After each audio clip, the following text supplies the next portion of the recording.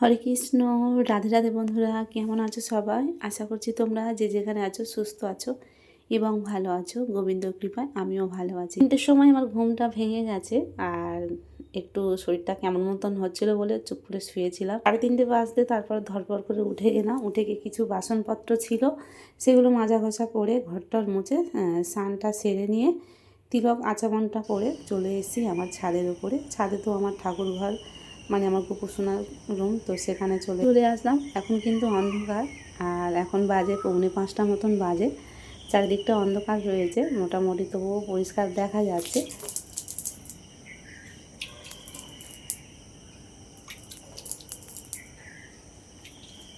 গোপুসোনার ঘরের সামনে একটু জল ছড়াতে দিলাম, দিয়ে এবার আমি আমার গোপুসোনাকে জাগাবো, ঘুম থেকে জাগাবো। প্রথমে আমি লাইটটা জ্বালিয়ে জয়ধ্বনি দিয়ে ভগবানের স্মরণ করে, গুরুদেবের স্মরণ করে সবাইকে প্রণাম জানিয়ে তারপরে হাতে তালি দিয়ে আমি গোপুসোনাকে জাগাবো।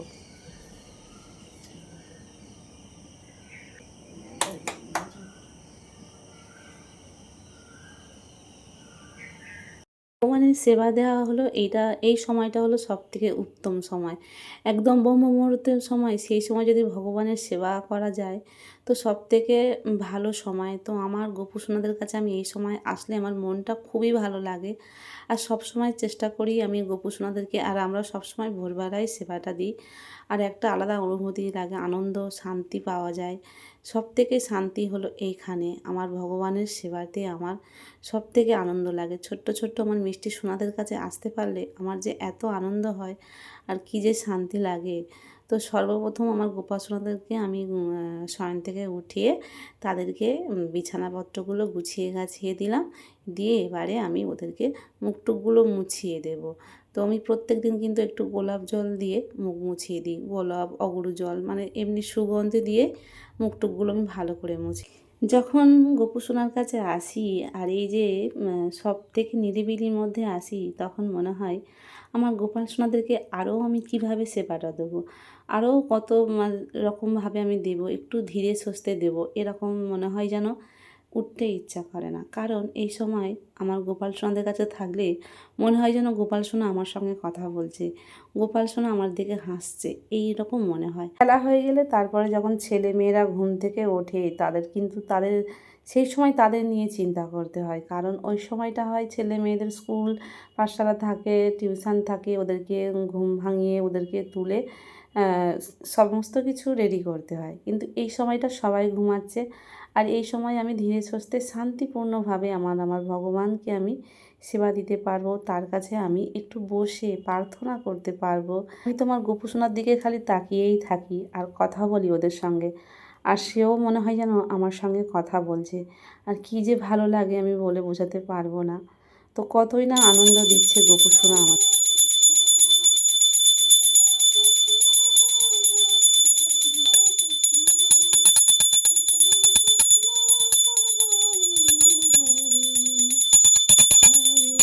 সকালের মঙ্গল আরতিটা হয়ে গেল, তারপরে আমি এদিকে বৃন্দা দেবীকে একটু জলদান করছি। তারপরে তো আজকের দ্বাদশী রয়েছে, দ্বাদশীতে ভগবানকে ভোগ লাগিয়ে এবারে আমি পারণটা করে নিতে হবে। আর আজকের 9:30 পর্যন্ত সময়টা রয়েছে। আর আমি কিন্তু আজকে রান্নাবান্নাটা করব ছাদের উপরে করব, তার জন্য কিন্তু আমাকে সকাল সকাল সমস্ত কিছু জোগাড় করতে হবে। কারণ ছাদে কিন্তু রোদ্দুর চলে আসে, 8:30টার ভেতরে রোদ্দুরটা চড়া হয়ে ওঠে। আর এই যে এখন আমার গোপুসোনাকে একটু মুরকি দিয়েছি, মুরকি দিয়ে ভোগ লাগিয়েছি, ভোগ দিয়ে তারপরে কিন্তু পর্দাটা আমি টেনে দিচ্ছি।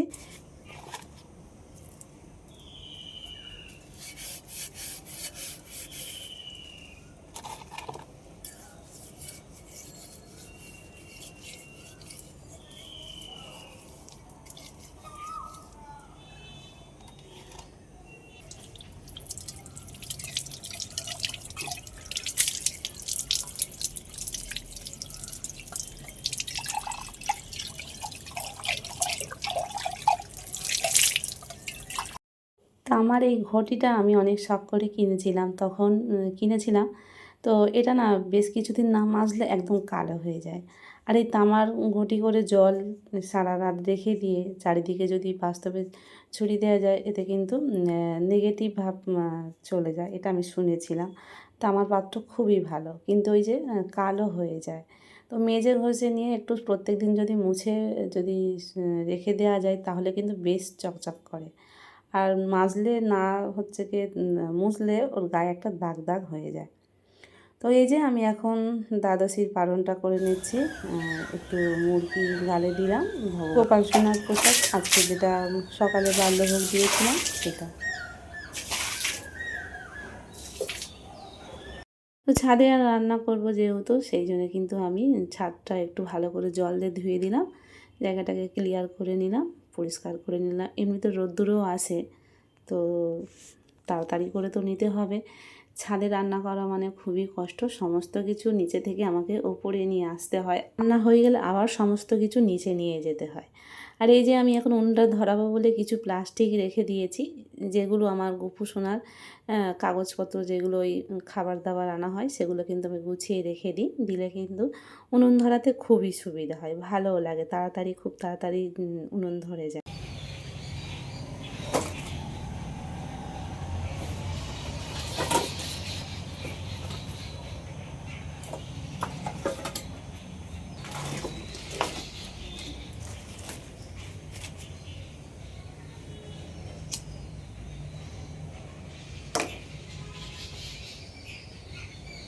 এই যে সমস্ত কিছু কাজকর্ম সেরে ভগবানের জন্য যে রান্না বসাচ্ছি, কতটা না আনন্দ লাগছে তোমাদেরকে বলে বোঝাতে পারবো না। নিজে নিজে ভাবি যে হ্যাঁ, সত্যি কি আমি ভগবানের জন্য আমি এগুলো করছি।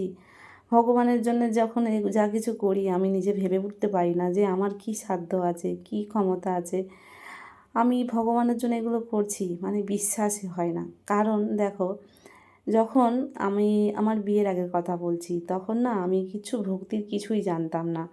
তো এমনকি বাড়িতে তখন কি সন্ধ্যা সাঁজ দিতে হয় সেটাও করতাম না, খুব মানিয়েছিলাম। আমার ছোট একটা বোন ছিল, সে কিন্তু আমার বাড়িতে সন্ধ্যা দিত, মানে সকালবেলা ঠাকুরের সেবা দিত। ও তো আমার থেকে ছোট, তবুও কিন্তু ওগুলো করতো, আর আমি তো করতামই না, দিতামই না।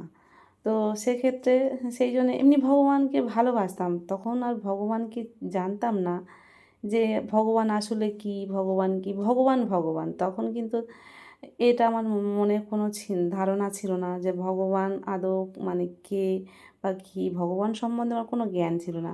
শুধু বাড়িতে পুজো আস্তি সবাই দিত, বা সন্ধ্যা সাঁজ দিত, বা একটু লক্ষ্মী পুজো কালী পুজো এগুলো হতো, সেগুলো দেখতাম, যেমন দেখে আসতাম, শুনেছি। তো একদিন না কী হয়েছে না, আমি হঠাৎ করে একদিন আমার একটা বান্ধবীর সঙ্গে, মানে তার মার সঙ্গে গিয়েছিলাম তার বিয়ে একটা জ্যোতিষীর কাছে। সেখানে সে হাত দেখাতে গিয়েছিল, আমাকে সঙ্গে করে নিয়ে গিয়েছিল। তো তার বিষয়ে জানার জন্য গিয়েছিল, তার মানে বিয়ের বিষয়ে, বিয়েটা কোথায় হবে, মানে কবে হবে এই বিষয়ে। হাতে মানে তখন তো জ্যোতিষীরা হাত দেখেই বলে যে ভাগ্যে কী আছে না আছে। তো আমি তো তখন প্রায় আমি ছোটো মতন, খুব বেশি মানে বড় না তখন। তো আমি সেখানে যেতে, ওকে যে হাত দেখে বলেছে সেগুলো ঠিকঠাক বলেছে। তো আমাকে হাত দেখে যখন বলেছে, বলে দেখি ওকে ওর হাতটা একটু দেখি। তো আমার তো হাত যখন আমি তখন লজ্জা পাচ্ছি, হাসছি। তো যাই হোক, তবু দেখেছে, দেখে বলল কি যে আমাকে বলল যে আমার খুব গুরুর আশীর্বাদ আছে। আর একটা বৃহস্পতি সম্বন্ধে কি বলল, বৃহস্পতি ভালো নাকি একটা বেশ বলেছিল। আর যেটা বলেছে সেটা তো আমি শুনে চক্ষু মানে চড়ক গাছ হয়ে গেছে। সেটা বলল যে যে এই মেয়েটা খুব ভক্তিমতী হবে, মানে ভগবানের সেবা করবে, খুব ভক্তিমতী হবে।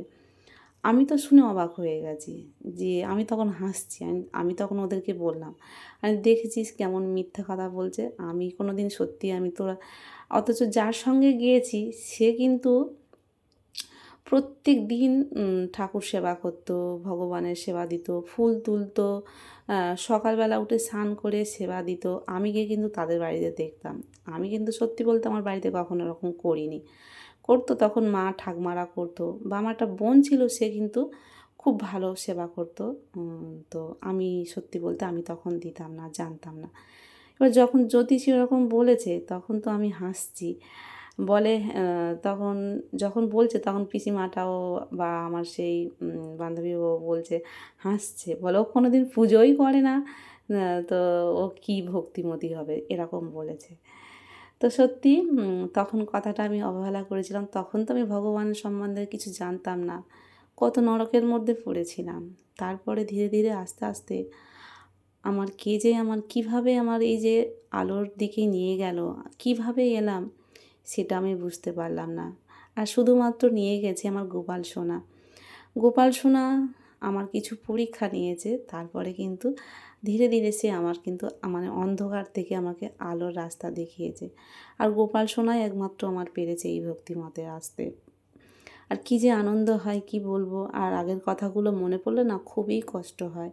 যখন মনে হয় যে আমি ভগবানের থেকে আমি এতটা দূরে ছিলাম, তখন ভগবানের কাছে বলি যে কেন ভগবান তুমি কেন আমাকে এতটা দূরে সরিয়ে রেখেছিলে? কেন আমাকে এত কষ্ট দিয়েছ? জীবনে অনেক কষ্ট পেয়েছি, শুধু সব সময় যদি তুমি আমার পাশে থাকতে তখন কিন্তু কষ্টটা কষ্ট মনে হতো না। তো যাই হোক, এখন যেরকম মনে ভাবি যে হ্যাঁ ভগবান আমার পাশে আছে, যত কষ্ট হোক না কেন সেটা সহ্য করার মতন ক্ষমতা এখন আছে, ভগবান আমাকে সেটা দিয়েছে। তো এই ছিল সত্যি বলতে। আমি যখন আমার বিয়ের পরেও তখন কিন্তু ভক্তি সম্বন্ধে কোনো জ্ঞান ছিল না। তখন এমনি সেবা দেওয়ার দরকার সেবা দিতাম, বাড়িতে যেরকম ভগবানের বা লক্ষ্মীনারায়ণের চিত্রপট রেখে দিয়ে হয়তো তার মধ্যে দুটো লকুলদানা দিলাম, দিয়ে একটু ধূপ প্রদীপ দেখিয়ে সেই লকুলদানা সারাদিন ধরে পড়ে থাকতো। পিঁপড়ে এসে মুখ দিচ্ছে, সব খাচ্ছে, মানে সারাদিন প্লেটের মধ্যে ওটাই থেকে গেল। আর সন্ধ্যার সময় একটু ধূপবাতি হয়তো দেখিয়ে দিলাম, ব্যাস এই পর্যন্ত কাজ শেষ। কিন্তু যেখান থেকে আমার গোপাল সোনা এসছে আর এই ভক্তিপথে এসছি, তারপর থেকে কিন্তু ভগবানের সেবা যে নিয়ে আমাদের সারাদিন কেটে যায়।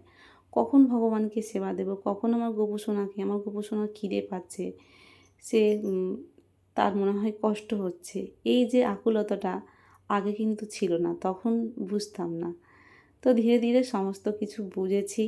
আর গোপু সোনা আমার যেন যতদিন বাঁচবো আমি যেন গোপু সোনাকে আমার মানে ক্ষমতা থাকতে পর্যন্ত আমি যেন গোপু সোনার সেবাটা করে যেতে পারি, এই সবসময় প্রার্থনাটা আমি আমার গোপাল সোনার কাছে করি। এদিকে রান্না করতে করতে কিন্তু খুব রোদ্দুর চলে এসছে, আর আমি কিন্তু উনানটা টেনে নিয়ে সরিয়ে নিয়ে এসেছি। হঠাৎ করে আমার ছেলে কোথা থেকে এসে বলছে, মা আমি ছাতাটা একটু নিয়ে আসি, ছাতাটা তোমার মাথায় ধরবো, তোমার তো রোদ্দুরে খুব কষ্ট হচ্ছে। সত্যি আমি কিন্তু রান্না করছিলাম, আমার কিন্তু মাথায় সেটা আসেনি যে ছাতাটা নিয়ে আমি এক হাতে বসি। কেন জানি না আমার মনে হলো যে এটা আমার গোপাল সোনা এসে আমাকে সাহায্য করলো, কারণ আমার ছেলেকেই দিয়ে করালো। ও তো ঘুমাচ্ছিল, ঘুম থেকে উঠে আমার মেয়ে কিন্তু ছিল, ও ছাদে আসেনি, ও পরীক্ষা বলে পড়ছিল। কিন্তু ও হঠাৎ করে এসে আমাকে বললো, মা ছাতাটা ধরি, তোমার খুব কষ্ট হচ্ছে। সত্যি আমার চোখে থেকে যেন জল এসে গেল, আমার গোপাল সোনার কথা মনে উঠলো যে আমার গোপাল সোনাই আমার কষ্টটা বুঝতে পেরেছে। গোপাল সোনা ছাড়া আমার কষ্ট আর কে বুঝবে বলো। সত্যি ছেলেটা ছাতাটা ধরতে তবে কিন্তু আমি শান্তিভাবে রান্না করতে পেরেছি, কারণ না হলে রোদ্দুরে খুব কষ্ট হচ্ছিল। তো রান্নাবান্না সেরে আমার গোপাল সোনাকে আমি স্নান করিয়ে তারপরে কিন্তু আমি এদিকে ভোগ লাগিয়েছি। তো তার কিছু ফুল গাছ থেকে তুলেছিলাম, ওটা তো রাত্রে ফোটেনি, তারপরে দেখো একটু ফুল দিয়ে সাজিয়েছি। তো সমস্ত ভিডিওটা তোমাদের সম্পূর্ণ শেয়ার করলাম, কেমন লেগেছে অবশ্যই কমেন্ট করে জানাবে, আর কেউ লাইক কমেন্ট করতে ভুলো না। তো দেখা হচ্ছে পরবর্তী একটা ভিডিও নিয়ে। রাধে রাধে, হরি বল।